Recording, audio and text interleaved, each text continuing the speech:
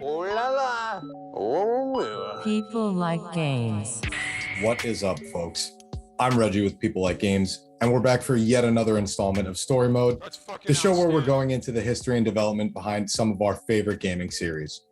And with all the hype around Xbox nowadays, I thought it'd be nice to take a look over at some of Sony's biggest IP that have kept them at the top of the console wars for the last few generations. And with that, we're going to take a look at the best thing about having a PS3 as we look at the development of Uncharted: Drake's Fortune. So let's start with the developers of this massive franchise, Naughty Dog.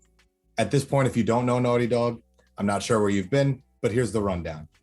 Founded in 1984 as Jam Software by Jason Rubin and Andy Gavin, the studio found its first big success with the ever-popular and oh-so-nostalgic Crash Bandicoot series. After 3 titles and a spin-off, Sony Computer Entertainment bought Naughty Dog in 2001, just in time to launch their next major IP, Jak and Daxter, on the PlayStation 2. And of course, nowadays, they're famous for a game I've never played and will continue to hate on, The Last of Us. But that's getting ahead of things. So far, Naughty Dog has established itself as a premier developer in the platformer genre with 2 of the most recognizable series even to this day. So after wrapping up their second successful trilogy, the studio was revving up for the development on the new PlayStation 3. Looking forward to the new hardware, the studio had planned on revamping Jak and Daxter. Their first objective was to push their graphical capabilities along with the new system, and they began working on more realistic designs. But as we all know, development never goes that smoothly, especially when it comes to a mega franchise like this. That all began as co-founders Rubin and Gavin began phasing themselves out of Naughty Dog in 2004. While they still had Jak and Daxter to fall on, hard times would hit the studio as they awaited their dev kits for the PS3.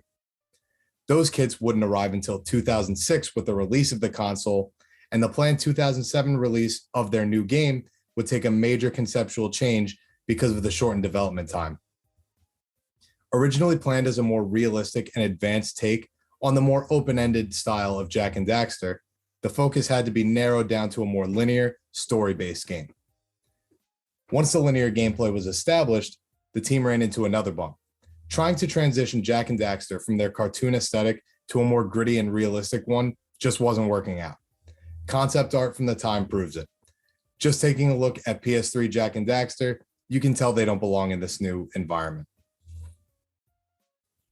So Jak was scrapped, but this was sort of a blessing. Just like when they were forced out of developing for Crash Bandicoot, Naughty Dog would take this challenge and once again create another darling.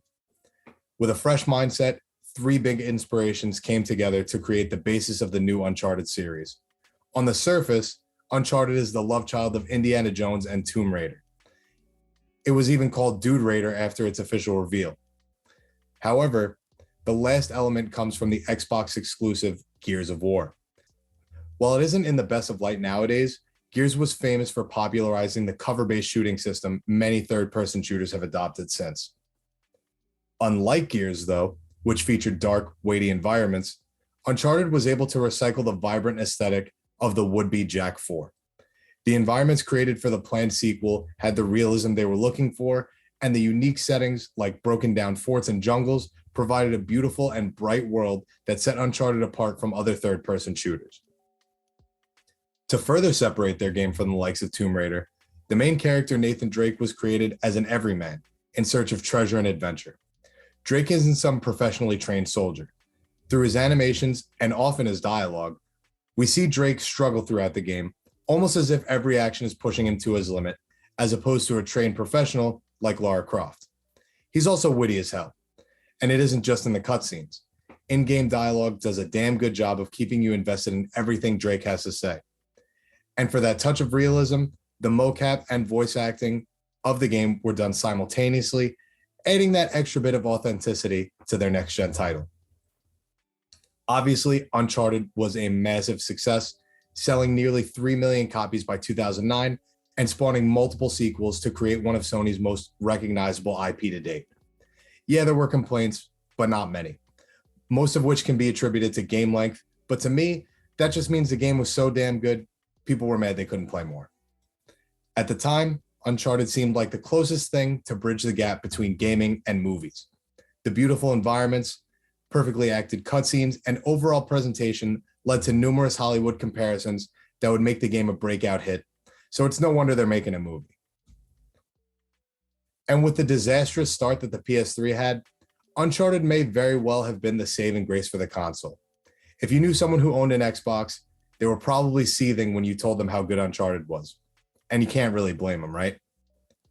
But that's it from me, folks.